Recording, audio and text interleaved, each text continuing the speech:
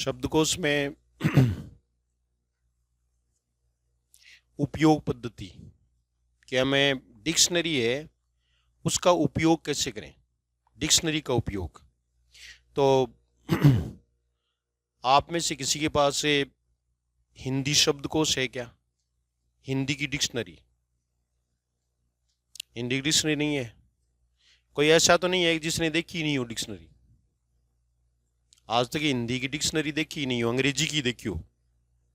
नहीं देखी? हाँ, तो हिंदी शब्दकोश है, उसमें कोई भी शब्द उसका अर्थ हम कैसे देखें, ये टॉपिक है। फर्स्ट ग्रेड में 2 प्रश्न एवरेज प्रत्येक परीक्षा में आते रहे हैं। किसी में 1 आ गया तो एक में 3 भी आ गए, अलग अलग हैं।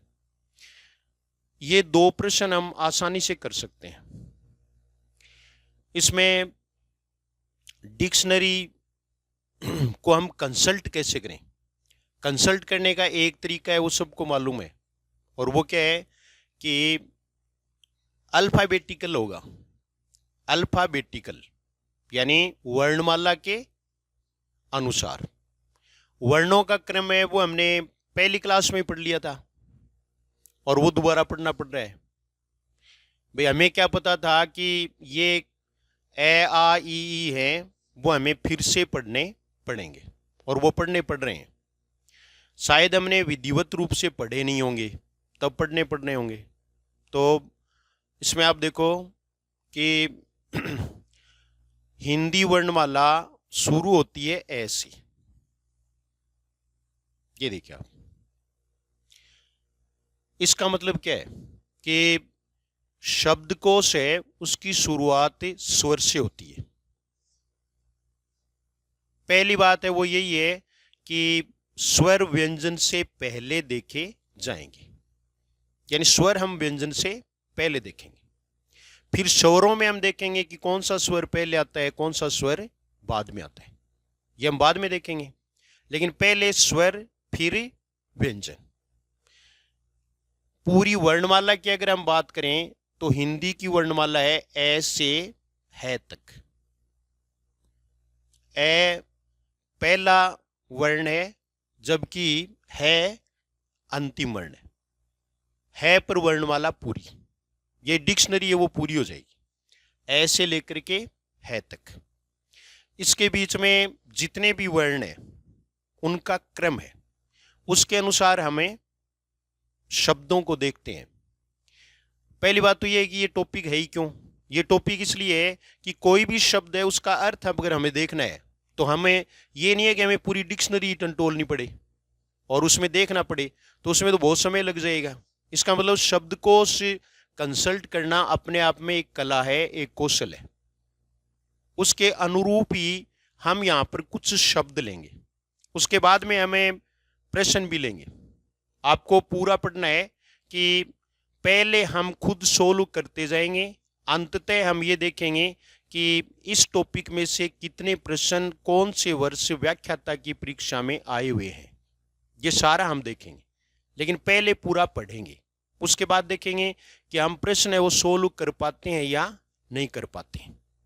कोई भी टॉपिक है वो टॉपिक हम पढ़ते हैं तो हम इसलिए पढ़ते हैं कि परीक्षा में प्रश्न कर सकें।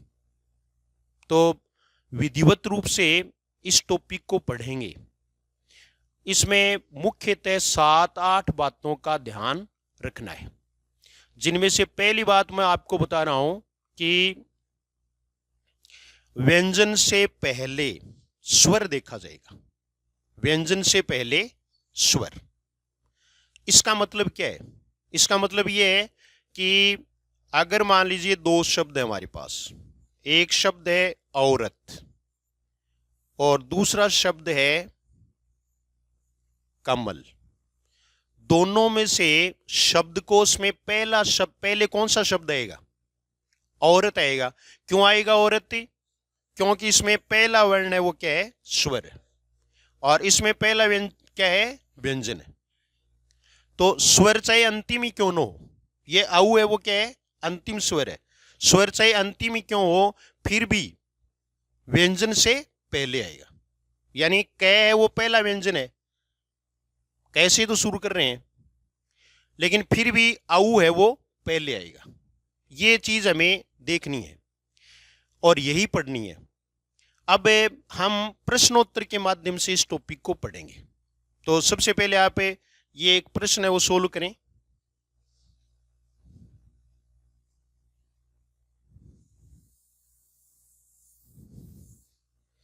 आपको ये सोल्व करना है कि पहले कौन सा शब्द आएगा, फिर कौन सा आएगा, उसके बाद कौन सा आएगा। ऑनलाइन जो स्टूडेंट्स हैं वो भी अपनी नोटबुक लें और ये लिखें। इन शब्दों को लिखना है आपको। ऋतु, ऊर्जा,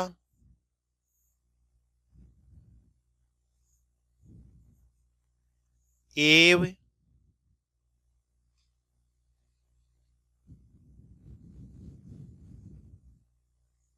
ईश्वर। इनमें क्रम निर्धारित करें।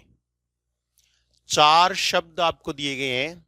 4 शब्दों में से सबसे पहले शब्दकोश में कौन सा देखा जाएगा, उसके बाद में कौन सा और अंत में कौन सा। इनका क्रम सही करना है आपको। सबसे पहले कौन सा शब्द देखा जाएगा। चारों शब्द हैं वो स्वर से शुरू हो रहे हैं। पहला देखो आप, री से, फिर ये दीर्घ ऊ है, फिर ए से और फिर ई से। तो इनमें से पहला कौन सा देखा जाएगा। ये देखिए आप कि इनमें सबसे पहले ऊर्जा सही है। ये सही नहीं है।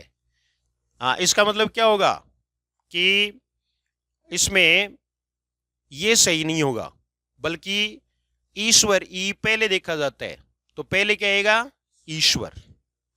दूसरे नंबर पर क्या आएगा, ऊर्जा, ये 2 नंबर पर। फिर तीसरे नंबर पर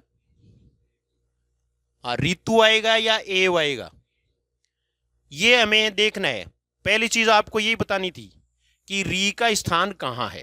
तो री का स्थान इसमें, तो ये तीसरे नंबर पर ऋतु, चौथे नंबर पर एव हो गया। इसका मतलब क्या हो गया कि री का स्थान है वो बड़े ऊ के बाद में है और ए से पहले, यानी इन दोनों के बीच में है। ये बात समझ में आई। अब एक प्रश्न और लिखो। यहां री का तो आपको पता चल गया ना कि री है वो ऊ के बाद में और ए से पहले। पूरी यानी पूरे स्वर लिखेंगे अभी हम। तो अब एक दूसरा प्रश्न देखो। दूसरा प्रश्न आप लिखो, औचक। औचक का मतलब है अचानक। औचक, ऐश्वर्य, ऐश्वर्य, अंश, अंश, अधर, अंश, अधर। औचक, ऐश्वर्य, अंश, अधर। इनका क्रम तय करें। ऑनलाइन जो स्टूडेंट्स देख रहे हैं वो नोटबुक जरूर ले लें, आलस्य न करें और खुद करें, करके देखें। इनमें से पहले कौन सा आएगा, अंश पहले आएगा। अंश क्या है, अब हमें यह देखना है कि जब भी हमने 12 खड़ी सीखी थी उस समय तो हमने औ के बाद में लिया था अंक को, लेकिन इसका स्थान पहले होता है। और वो क्यों होता है, क्यों होगा, क्योंकि अनुस्वार बिना अनुस्वार से पहले आएगा। यहां आपको एक चीज देखनी है कि अंश है वो पहले और अधर बाद में। अंश पहले और अधर बाद में आएगा। और उसके बाद में ऐश्वर्य और औचक में कोई दिक्कत नहीं है। ये देखो आप, ऐश्वर्य और औचक। तो अंश है वो 1 नंबर पर। अब आप स्वर जो हैं सबसे पहले उनका क्रम लिख लो कि सही क्रम कौन सा है। सही क्रम,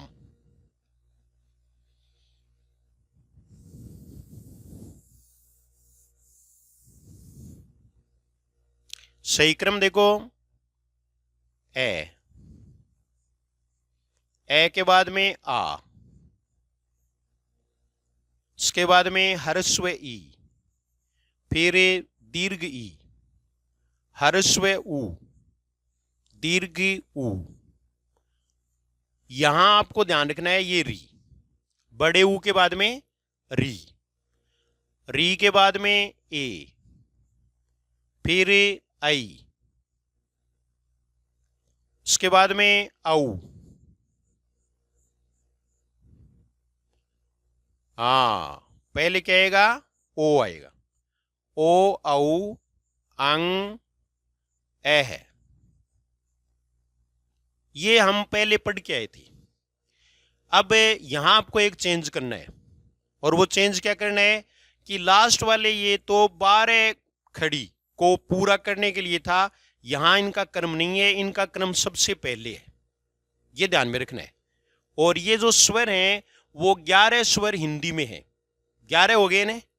हाँ, तो 11 स्वर है वो हिंदी में है, और 11 का आपको ध्यान रखना है, 11 पूरे आपको ध्यान में रखने पड़ेंगे। तो ये देखो आप, ए आ ई ऊ री, फिर ए, फिर आई, फिर ओ, और फिर औ। ये 11 स्वर हो गए। तो 11 स्वरों का आपको ध्यान में रखना है। अब यहां ध्यान देने योग्य जो बात है वो है अनुस्वार और विसर्ग की। तो इसमें आप पहली जो बात है वो लिख लें, 2 बातें लिखें। इनमें से पहली बात लिख लो, हिंदी शब्दकोश में टॉपिक है वो आज का हमारा क्या है, हिंदी शब्दकोश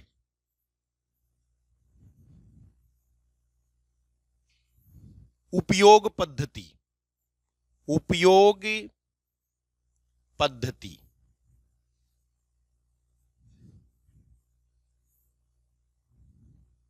यानी इनका उपयोग कैसे करें, शब्दकोश का, हिंदी शब्दकोश उपयोग पद्धति।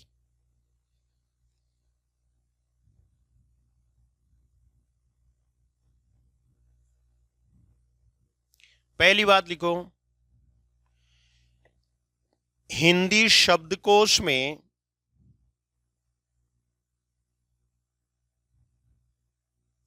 स्वर से प्रारंभ होने वाला शब्द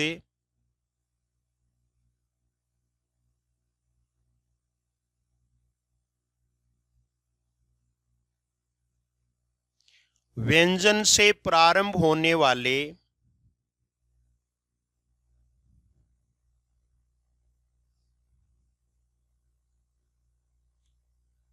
शब्द से पहले देखा जाएगा, शब्द से पहले देखा जाएगा।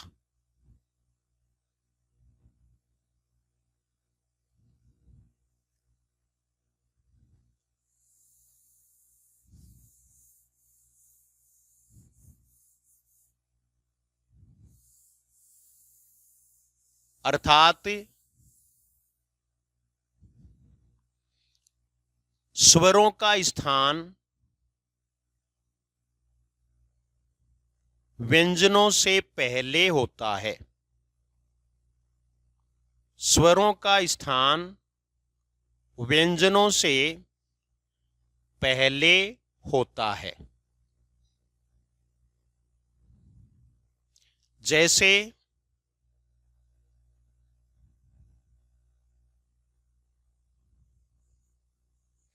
और,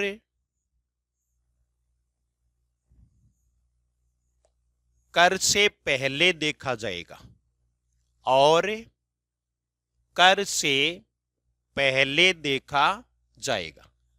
ये पहले होगा और ये बाद में होगा। ये बात समझ में आ गई ना। कोई भी स्वर है उससे शुरू, अगर कोई भी शब्द होगा तो वो पहले देखा जाएगा। व्यंजन चाहे कोई सा भी हो, चाहे पहला ही व्यंजन हो, स्वर चाहे अंतिम ही हो। ये पहली बात हो गई।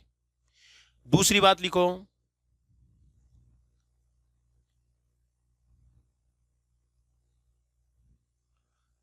अनुस्वार चंद्रबिंदु, अनुस्वार चंद्रबिंदु व विसर्ग, अनुस्वार चंद्रबिंदु व विसर्ग समान समान स्वर में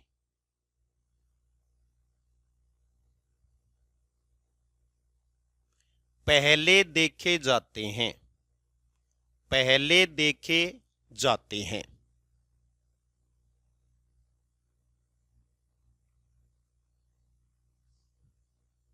जैसे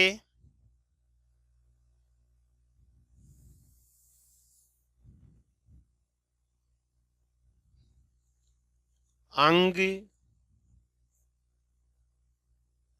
अग से पहले देखा जाएगा, अंग अग से पहले देखा जाएगा।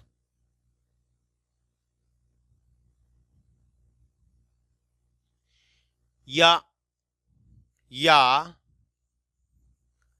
आंख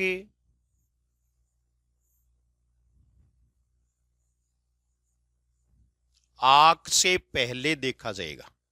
आंख शब्द हिंदी शब्दकोश में आंख से पहले देखा जाएगा।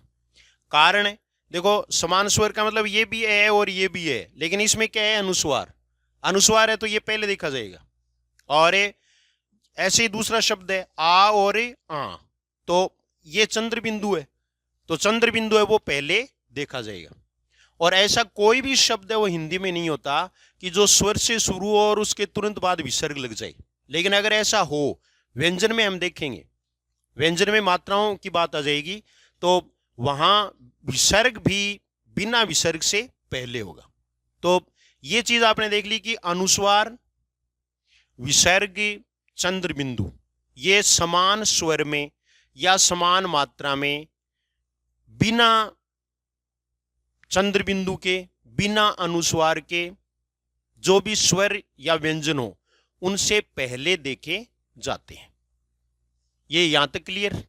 दो बातें क्लियर हो गई ने। कौन कौन सी? एक तो स्वर व्यंजन से पहले आता है, और दूसरा क्या हो गया, अनुस्वार और चंद्र बिंदु समान स्वर में पहले आते हैं। इन दो में से अगर कोई भी प्रश्न दिया जाए आपको तो कर लोगे? चलो करो एक प्रश्न। ये दो बातें आपको बतानी है।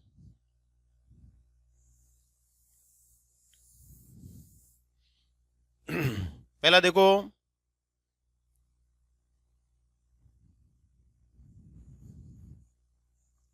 अग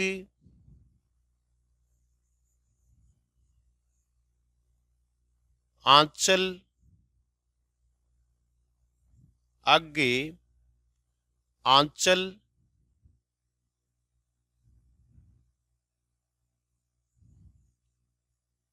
आज इधर।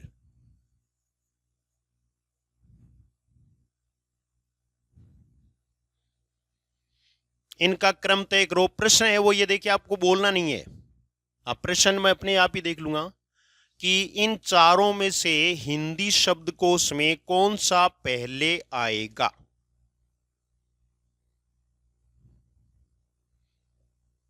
इनमें सबसे पहले शब्दकोश में कौन सा शब्द देखा जाएगा? सबसे पहले कौन सा शब्द देखेंगे? कौन सा देखेंगे? आंचल। दो उत्तर आप तो अलग अलग हो गए उत्तर।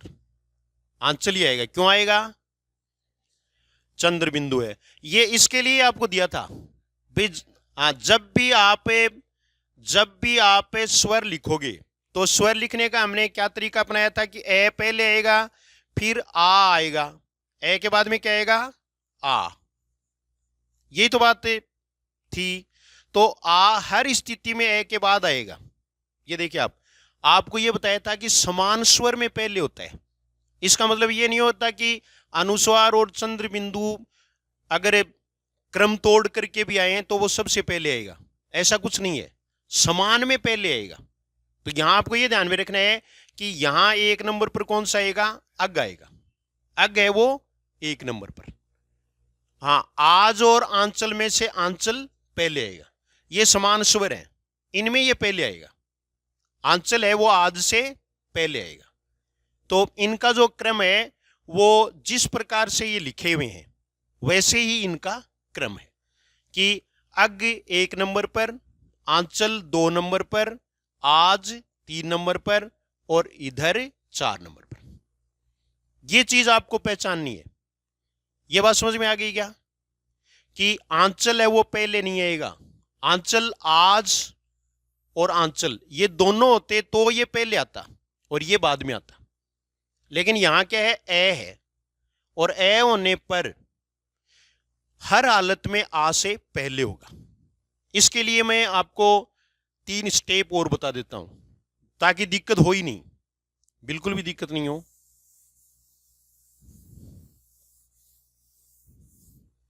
ये देखिए आप कि आप इसको ऐसे लिख लें, बार खड़ी को, ये ए, ये ए, ये 3 ए ले लिए हमने, 3 से काम चल जाएगा। इसमें देखो अनुस्वार, चंद्र बिंदु और एक बिना अनुस्वार और चंद्र बिंदु वाला, ये क्रम हो गया, ये क्रम है। इसके बाद में देखो ये आ हो जाएगा, तो आ में फिर देखो चंद्र बिंदु या अनुस्वार, अनुस्वार मानो इसको, अनुस्वार, उसके बाद में चंद्र बिंदु, उसके बाद में बिना अनुस्वार और चंद्र बिंदु वाला, ऐसे ही चलता रहेगा क्रम। अब इनमें आप क्रम देखोगे ना तो सबसे पहले ये पहले ही आ गया, किससे, ऐसे। लेकिन हमारा जो प्रश्न था उसमें ये क्या है, आ, ये था ना, और एक क्या था, ये, तो ये आ से तो पहले ही आ गया ना। ये बात समझ में आ गई ना। केवल समान स्वर में ध्यान रखना है, समान स्वर में अनुस्वार और चंद्र बिंदु है वो पहले आएंगे, लेकिन असमान हो तो जैसा क्रम है वैसे ही आएंगे, ये ध्यान में रखना है। अब अगला एक प्रश्न करो। अगला प्रश्न है वो आपको करना है 2 शब्दों में बताना है, 2 शब्दों में बता दें आप। तो हमारा शब्द है आंधी, दूसरा है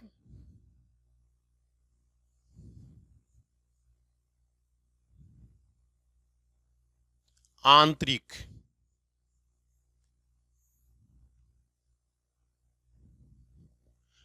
दोनों ही समान स्वर से प्रारंभ हो रहे हैं, एक में अनुस्वार है और एक में चंद्र बिंदु है। तब दोनों से पहले, दोनों में पहले कौन सा आएगा, आंधी। यहां आपको यह देखना है कि जब समान स्वर हो, एक से स्वर हो, आ और एक में अनुस्वार हो और एक में चंद्र बिंदु हो, ऐसी स्थिति में आपको क्या करना है, आपको बाद वाला देखना है। बाद वाला देखेंगे, ये तो दोनों समान है, समान हो गए ना। अब यहां क्या है, ध, और यहां क्या है, तय। तय पहले आता है, ध बाद में आता है, तो ये क्या आएगा, आंतरिक पहले आएगा और आंधी बाद में आएगा। हो गया। अब दूसरा देखिए आप, दूसरा देखेंगे। अब इसमें बताओ आप, एक शब्द है वो आंधी है,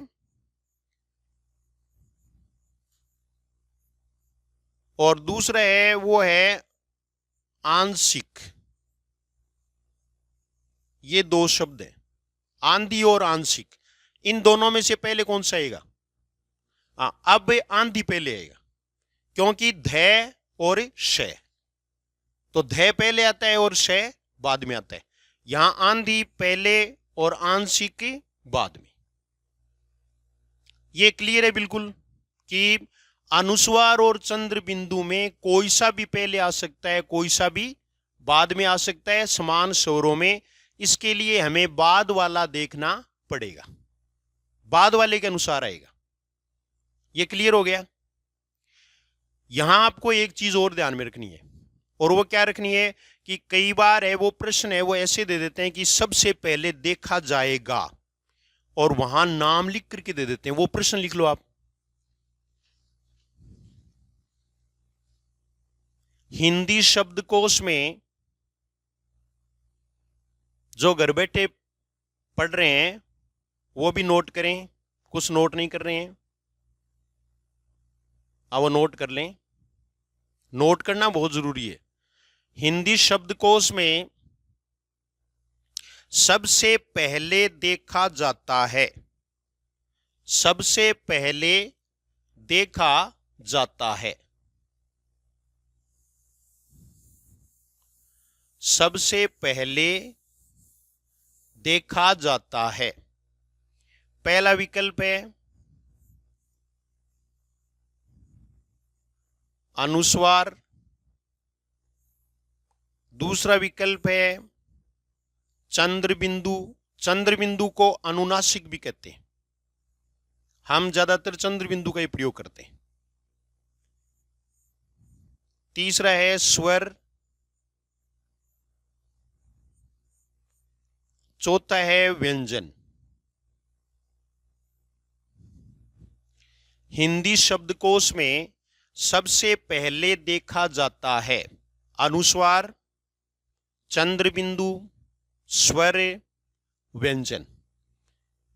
ये प्रश्न है कि हमने तो ये पढ़ लिया कि अनुस्वार और चंद्र बिंदु दोनों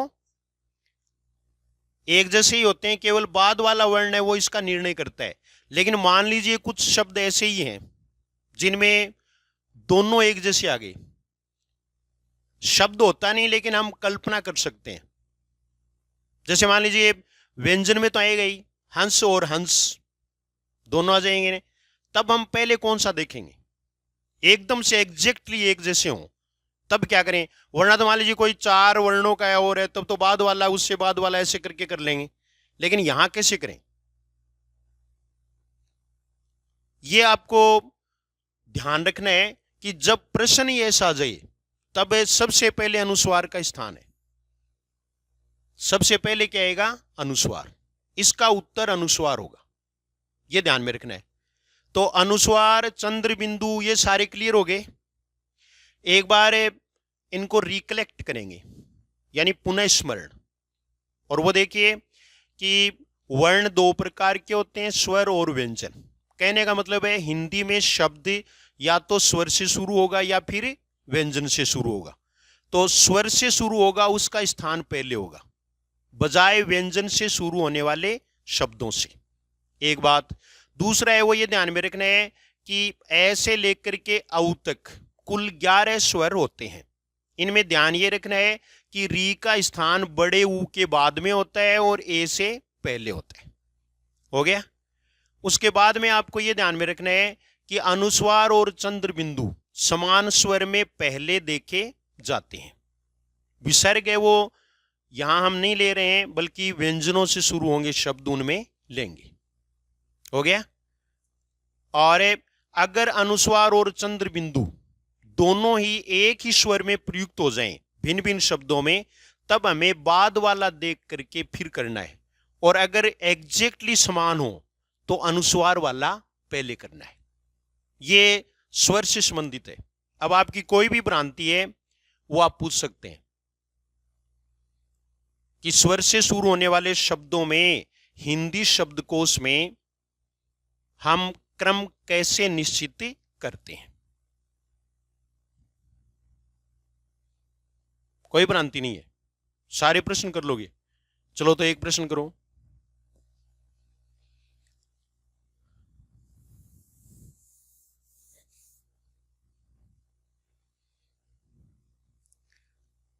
और इसमें आपको हिंदी शब्दकोश के अनुसार क्रम निश्चित करना है।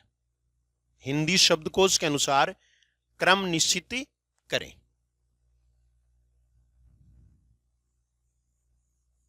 अजगर,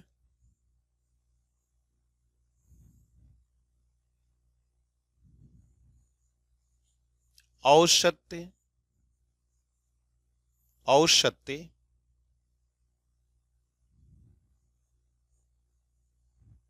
रिजु, रिजु मानी सरल, रिजु का विलोम शब्द वक्र होता है। साथ साथ में शब्दों का अर्थ नहीं है वो भी आप पूछ सकते हैं।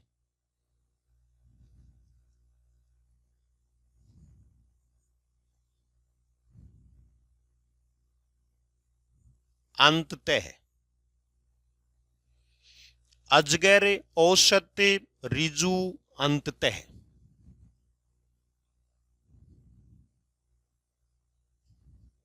इनका क्रम निश्चित करें। जिस क्रम पर शब्द देखा जाएगा वो डिजिट लिख दें, वो संख्या लिख दें। 1 नंबर, 2 नंबर, 3 नंबर या 4 नंबर लिख दिया। पहले कौन सा आएगा? हाँ, ये ए में अनुस्वार है तो ये पहले। दूसरे नंबर पर अजगर, तीसरे नंबर पर रिजु, चौथे नंबर पर औषध। ये इनके क्रम हो जाए। ठीक है, तो स्वर से शुरू होने वाले हैं उनमें हमें कोई दिक्कत नहीं है। अब हम लेंगे व्यंजन से शुरू होने वाले शब्द। देखो, व्यंजन से शुरू होने वाले शब्द हैं, उनमें कोई खास नहीं है, बल्कि हमें क्रम ध्यान में रखना है। क्रम ध्यान में रखेंगे, कैसे लेकर के है। पहले आप एक प्रश्न करो, व्यंजनों का प्रश्न। पता नहीं हमें पहले से ही आता हो।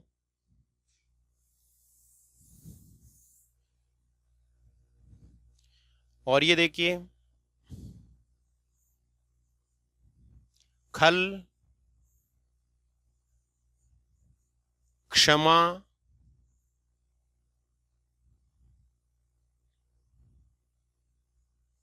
हम,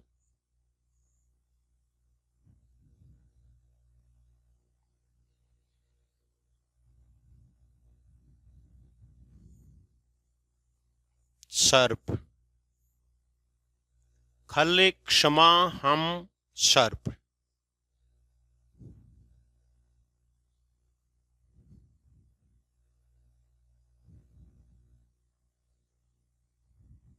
आप अपने हिसाब से करें।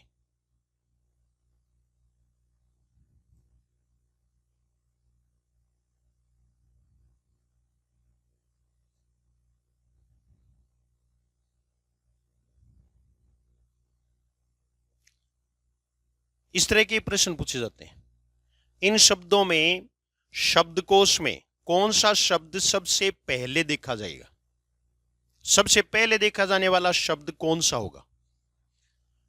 यहां आपको यह ध्यान में रखना है कि ये देखिए, क्षमा। हम वर्णमाला लिखते हैं तो है के बाद में क्षय को लिखते हैं। शय, शय, से है, और फिर क्या होता है? क्षय।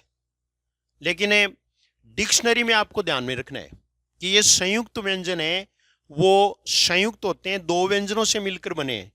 तो दो व्यंजनों में से जो पहले व्यंजन आएगा वो उसका क्रम होगा। तो क्षय का क्रम क्या होगा? कै और शय। ये कै से शुरू होने वाले जो शब्द हैं उनमें देखा जाएगा। तो क्षमा है वो 1 नंबर पर, खल है वो, सर्प 3 नंबर पर, और हम 4 नंबर पर। तो व्यंजनों में अंतिम व्यंजन या हमारी जो वर्णमाला है उसका अंतिम अक्षर या वर्ण है वो कौन सा होता है? है होता है। ये नहीं होता, बल्कि क्या होगा? है होगा। एक ही व्यंजन से शुरू होने वाले शब्द अगर पूछ लिए जाएं तो उनमें हम किस तरह से इनको एडजस्ट करते हैं, उसके लिए एक प्रश्न लिख लो। उसके लिए प्रश्न लिखो कि कौन सा शब्द पहले आएगा और कौन सा बाद में आएगा। इसके लिए देखो, कोमल,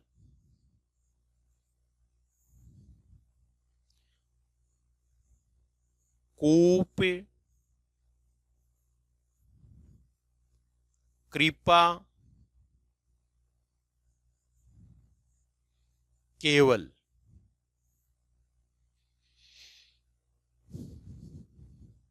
चारों ही शब्द हैं वो कैसे शुरू है?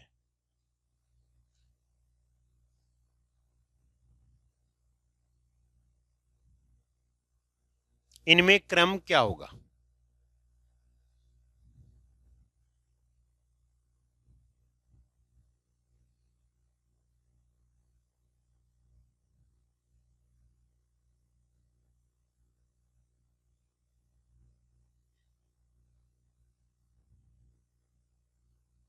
कर लिया एडजस्ट? समान व्यंजन से शुरू होने वाले शब्दों में पहली मात्रा के अनुसार शब्दों का क्रम होगा। पहली मात्रा, पहला ही वर्ण, पहली मात्रा। बाद में क्या आता है ये हमें जरूरत पड़ती है तभी लेते हैं, ये ध्यान रखना है। तो यहां आप देख रहे हैं कोमल में क में किसकी मात्रा है? ओ की। कूप में किसकी मात्रा है? बड़े ऊ की। कृपा में किसकी है? री की। ये मात्रा कौन सी है? री। और ये ए। अब वो की वो बात आ गई, स्वर में हमने इनके बारे में स्वर में पढ़ा था ने। स्वर में हमने पढ़ा था कि स्वर में क्रम क्या है, वही क्रम यहां आ गया। और यहां जो क्रम होगा उसके अकॉर्डिंग ही ये होगा। तो सबसे पहले कौन सा देखा जाएगा? कूप। ये 1 नंबर पर आ गया। दूसरा है वो क्या होगा? कृपा। तीसरा है वो क्या होगा? केवल। और चौथा क्या होगा? कोमल। अब आप एक चीज लिख लो, यहां लिखो, एक ही व्यंजन से यानी समान व्यंजन से शुरू होने वाले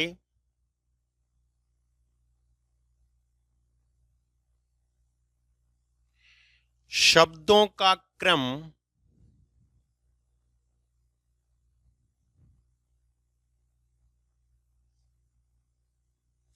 पहली मात्रा के अनुसार, पहली मात्रा के अनुसार निश्चित होता है।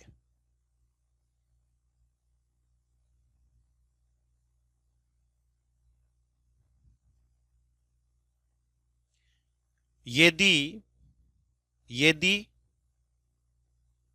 मात्रा भी समान हो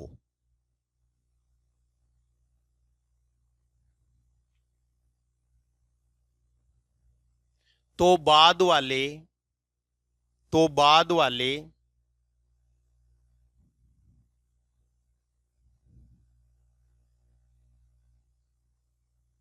वर्ण के अनुसार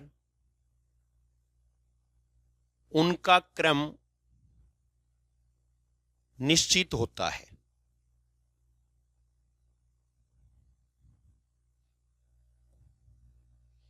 जैसे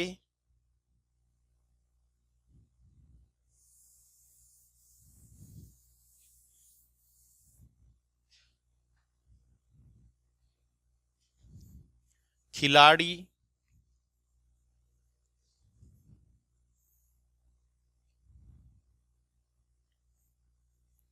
खेल,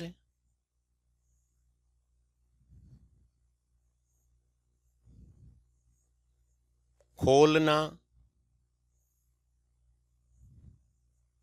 खोलना।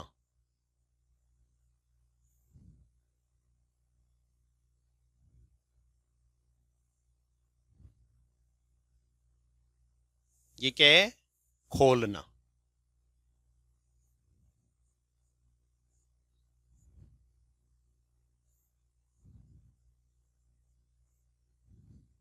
ये क्रम निश्चित हो गया।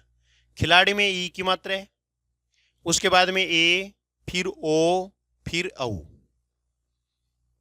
अगर मान लीजिए ऐसे दो शब्द हैं जिनमें व्यंजन भी समान है और मात्रा भी समान है, तो बाद वाले के अनुसार देख लेंगे। इसके लिए भी उदाहरण लिख लो।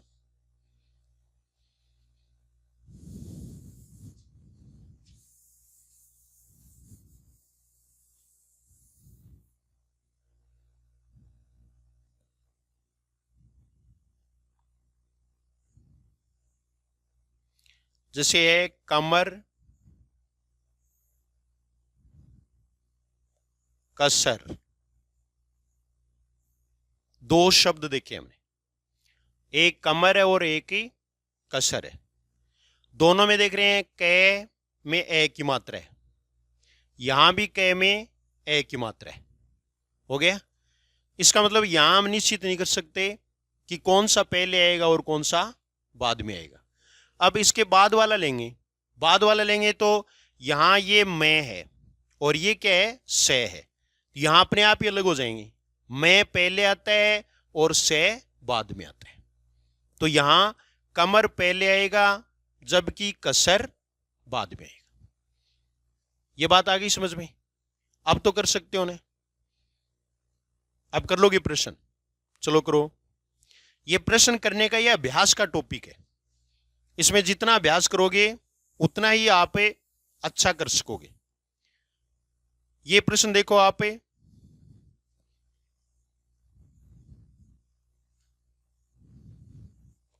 कौतूहल, शुद्ध लिखना भी सीख लें। कौतूहल, तय में ऊ की मात्रा बड़ी, कौतूहल में। ये कुछ किताबों में छोटी लिखी हुई है, वो गलत है, तो ये आपको ध्यान में रखना है। दूसरा देखो क्या, तीसरा देखिए कृपण, चौथा केवट। ये चार शब्द हैं, कौतूहल, क्या, कृपण और केवट।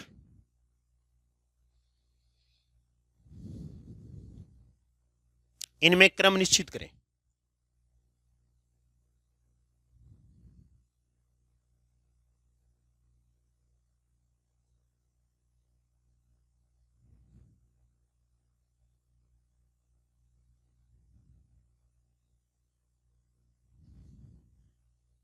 कर लिया?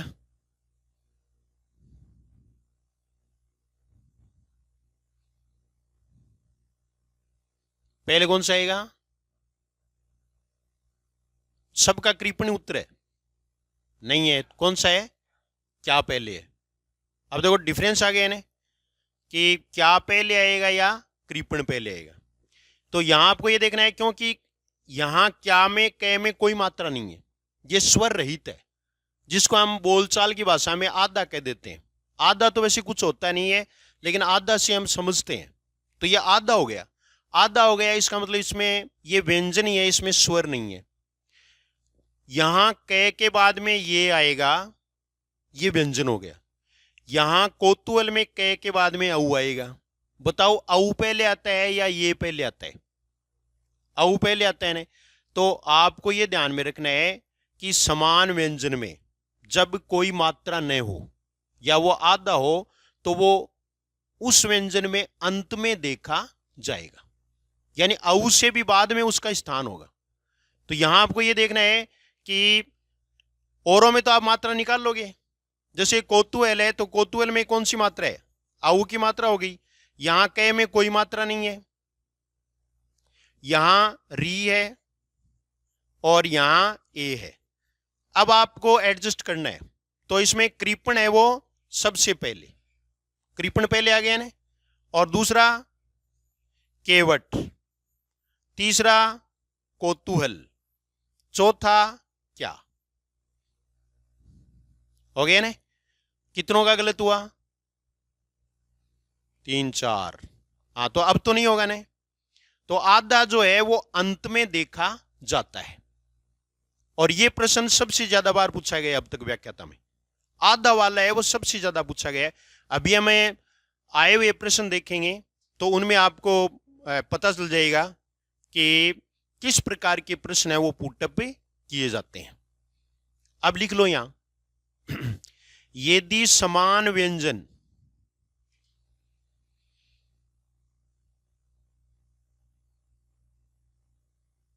शुरू होने वाले शब्दों, समान व्यंजन से शुरू होने वाले शब्द हों तो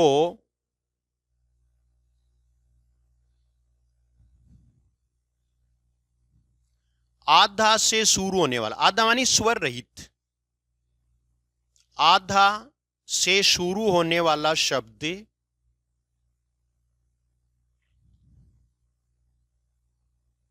उस श्रृंखला में, श्रृंखला ऐसे लिखें,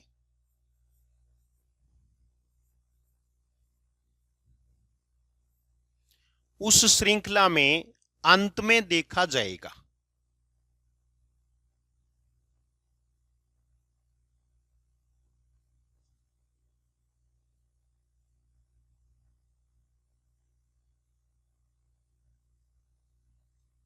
जैसे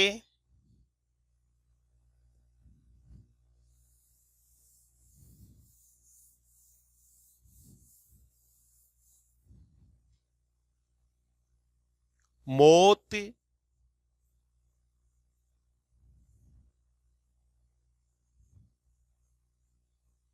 म्यान से पहले देखा जाएगा।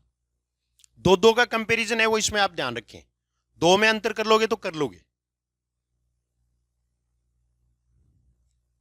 अब मौत है तो मौत में आऊ की मात्रा है, यहां ये आधा, इसके बाद तो यही आ गया ना, तो मौत है वो पहले देखा जाएगा और म्यान है बाद में। ठीक है, ये बात समझ में आ गई? अब तो कर लोगे ना। चलो एक प्रश्न अब करो।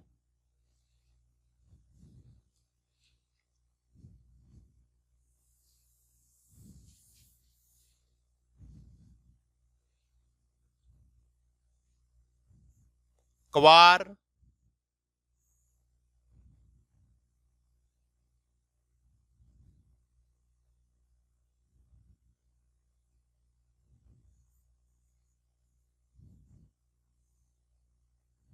खल, दोनों में से पहले कौन सा देखा जाएगा? क्वार और खल। बोलना नहीं है आपको, केवल अपना उत्तर करना है। जो घर बैठे हैं वो भी उत्तर करें, सेल्फ असेसमेंट करें कि आप सही कर रहे हैं क्या।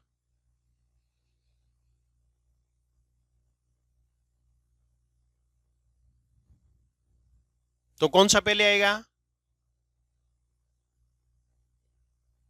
यहां ये क्वार है, इसमें तो कयादा है। हाँ, आपको ये ध्यान में रखना है कि क्वार है, इसमें ये कयादा है, लेकिन ये ख से तो पहले ही आएगा, समान व्यंजन में अंत में आएगा। तो यहां आपको ये ध्यान में रखना है कि क्वार 1 नंबर पर और खल 2 नंबर पर। सबका सही हो गया? सबका ही सही है? नहीं है, किया ही नहीं।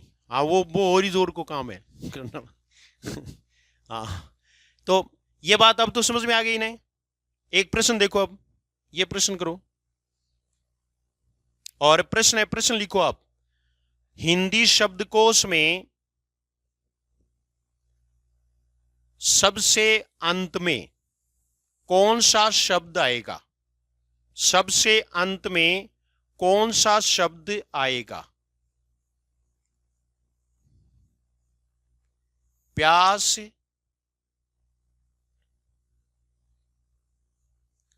प्रभा,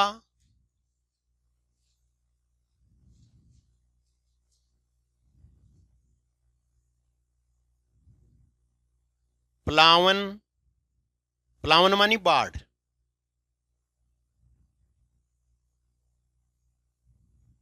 फल।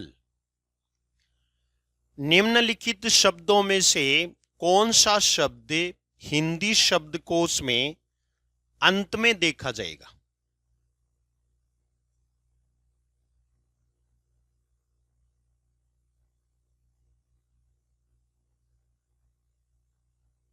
पहले भी यही प्रश्न लिखवाया था क्या? प्रश्न क्या लिखवाया है? हाँ हाँ, सबसे अंत में कौन सा शब्द आएगा? आपको अपना उत्तर टिक करना है।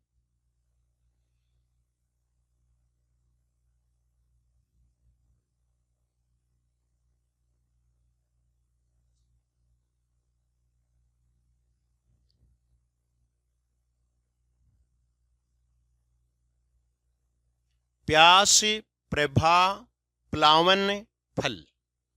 इनमें 3 शब्द ऐसे हैं जो आधा से शुरू हो रहे हैं। एक बात मैं यहां क्लियर कर दूं, प्र, ये प्र है, इसका मतलब है ये प और ये रे, ये दोनों एक ही बात है। ये देखिए आप, इसमें नीचे जो होता है वो पूरा होता है, पूरा होने का मतलब उसमें मात्रा होती है। ए की मात्रा रे में है, पे में नहीं है, पे स्वर रहित है। उसके बाद में क्या आएगा, रे आएगा। ठीक है, तो ये पे आधा हो गया, ये पे आधा है ही, ये आधा है ही। इसका मतलब तीनों समान हो गए। समान हो गए तो हम बाद वाला देखते हैं। बाद वाला देखेंगे तो यहां ये है, यहां रे है, भय नहीं है, बल्कि क्या है, रे है, और यहां क्या है, ले है। तो इनका जो क्रम है वो इनमें क्रम होगा। उधर आप देख रहे हैं कि फल, तो फल है वो किससे शुरू हो रहा है, फै से। हाँ, तो वो हर हाल में पे के बाद होगा, तो अंत में कौन सा देखा जाएगा, फल देखा जाएगा। तो चौथे नंबर पर फल ही आएगा। और इनमें अगर क्रम तय करना हो तो ये रे ले, यानी जैसे ये हैं वैसे ही इनका क्रम है। ये देखिए आप, प्यास, प्रभा, प्लावन और फल, ये वैसे के वैसे ही रहेंगे। ये बात समझ में आ गई क्या? अब कोई दिक्कत नहीं है? चलो एक प्रश्न करो।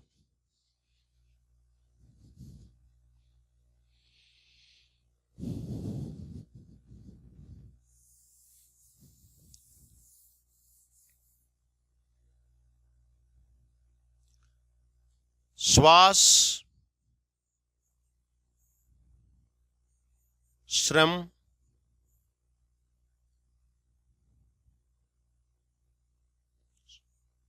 शोक,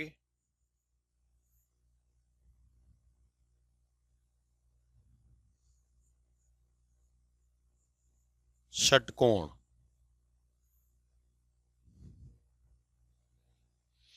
इनमें क्रम निश्चित करें। श्वास, श्रम, शोक, षटकोण, इनमें क्रम क्या होगा?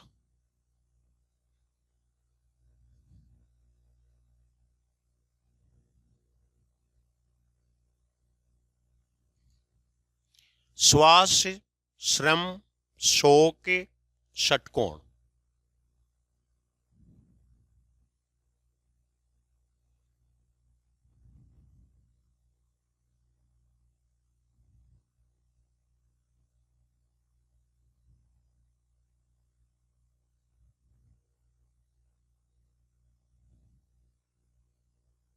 कर लिया? सबसे पहले कौन सा आएगा? शोक पहले आएगा। ये तीनों जो शब्द हैं वो तालव्य शय से शुरू हो रहे हैं। तालव्य शय, ये शय आधा है, ये शय भी आधा है। ये श्रम है, इसको आप लिख सकते हैं, ये है, हो गया ना? ये शय में किसकी मात्रा है? औ की मात्रा है। इसका मतलब है पूरा यही है, तो ये सबसे पहले आएगा। और ये जो है ना वो मूर्धन्य शय है, जिसको हम दूसरा शय कहते हैं। ये पहला शय हो गया, ये कौन सा हो गया? दूसरा शय हो गया। इसका मतलब है षटकोण है वो तो आएगा 4 नंबर पर, शोक आएगा 1 नंबर पर, शोक है वो 1 नंबर पर, और उसके बाद में श्रम है वो 2 नंबर पर, और श्वास है वो 3 नंबर पर। इस प्रकार से इनके क्रम होंगे, यानी क्रम ये होगा इनका। ये बात समझ में आ गई क्या? इसका मतलब है यहां हमें ये चीज जाननी है, और ये आपको ये ध्यान में रखना है कि ये शय और ये शय ये दोनों एक ही हैं। जब हमें रे का प्रयोग करना हो नीचे या री का प्रयोग करना हो, तब हम किसका प्रयोग करते हैं? इसका प्रयोग करते हैं। यहां में संयुक्त व्यंजनों की बात करेंगे, जिन्हें संयुक्ताक्षर भी कहते हैं। तो 4 संयुक्ताक्षर है, उनका तो आप ध्यान रखें। ये लिख लो आप, 4 संयुक्ताक्षर हैं, वो कैसे कैसे होंगे। क्षय, क्षय होगा कै और शय, मूर्धन्य शय। दूसरा देखिए त्रय, तय और रे, दोनों में ये ध्यान रखना है कि पहले वाला है वो आधा रहेगा, दूसरा जो भी मात्रा होगी वो वैसे लिखा जाएगा जैसे यहाँ क्षा होता तो ये शा हो जाता, ये अगर क्षय आधा होता तो ये भी आधा रहता, ये क्षय होता तो ये शे हो जाता। यानी जो भी मात्रा इसमें लगेगी वो बाद वाले पर आएगी, बाद वाले के साथ आएगी। त्रय के बाद में गे अपने आप में इस बार इंपॉर्टेंट है, ये आज ही बता रहा हूं मैं आपको। कि गे से संबंधित आने की इस बार पूरी संभावना है, किसमें? शब्दकोश वाले प्रश्नों में, क्योंकि तीनों बार ही, चारों बार इन्होंने ये प्रश्न नहीं पूछा है। गे, जय और ये हो गया, जिसको जे भी बोलते हैं। बाबा रामदेव क्या बोलते हैं? कुछ हिंदी के टीचर हैं वो भी यूट्यूब पर क्या बोल रहे हैं? जे बोल रहे हैं, जबकि वो ठीक नहीं है, क्योंकि ये हिंदी है, संस्कृत नहीं। इसलिए हिंदी के अनुसार ही हम बिहेव करें तो अच्छा है। और फिर देखो, श्रेय का आपको बता ही दिया, शय और रे हो गया ना। इसके अलावा भी हम संयुक्त व्यंजन ले सकते हैं, वो तरीका हमें पता होना चाहिए। और वो तरीका कैसे होगा? जैसे मान लीजिए ये आ गया द्रय, ये देखो आप, हो गया ना। तो द्रय का विश्लेषण करना आना चाहिए हमें। आप कुछ जो संयुक्त व्यंजन है उनका विश्लेषण अभी करेंगे, लेकिन एक का तो मैं आपको बता देता हूं कि द्रय है, उसमें हम करेंगे दे और रे। कर लोगे? चलो, तो इन शब्दों का, इन संयुक्त व्यंजनों का करो आप।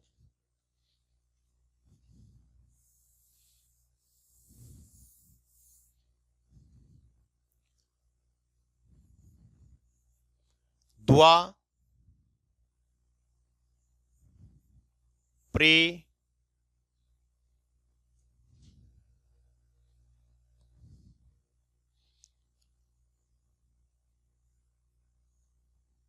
ये जो आप देख रहे हैं इसका भी करना है, एक इसका भी करें,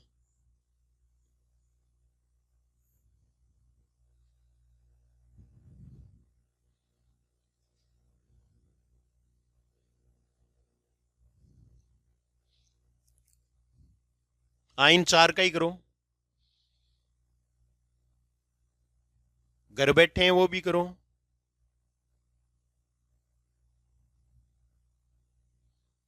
घर बैठे कुछ है ना, वो कंबल से बाहर नहीं निकाल रहे हाथ, सर्दी है ना, हाँ, तो वो निकालें, लिखें।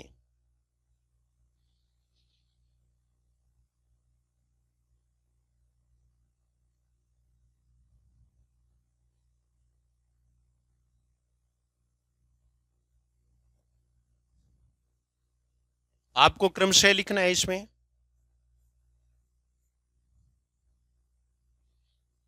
तो ये देखो, द्वा ऊपर वाला है वो पहले आएगा, तो ये देखो दे, इसको हल्का निशान देना है, आधा करना है, जैसे भी करें। और ये वे में किसकी मात्रा है? आ की, या फिर वा लिख दें, ये हो गया इसका, यही वर्ण विच्छेद कहलाता है। दूसरा देखो, पे, पे के बाद में क्या आएगा? ए लिखूं या रे? रे आएगा। ए है वो अंत में आएगा, ये रे आ गया। रे में किसकी मात्रा है? ए की है, हो गया। दूसरा देखो, ये जो स्थिति है वो दो दे की है, ये व्यंजन द्वित्व है, व्यंजन द्वित्व है। ये देखो आप, ये दो दे हैं, दोनों में अंतर कर सकेंगे आप। ज्यादातर तो इसमें अंतर देखो, इसमें, और आपको अंतर करना है इसमें। ये क्या है? दे और ये दे। जैसे कि विद्यालय, ज्यादातर हम क्या बोलते हैं? विद्यालय बोलते हैं, विद्यालय बोलते हैं, लेकिन ये क्या है? विद्यालय। विद्या होता है, या दूसरा जैसे अध्य होता है, अध्य नहीं होता, तो ये ध नहीं है, ध अलग चीज है। और ये द और ध है, द और ध।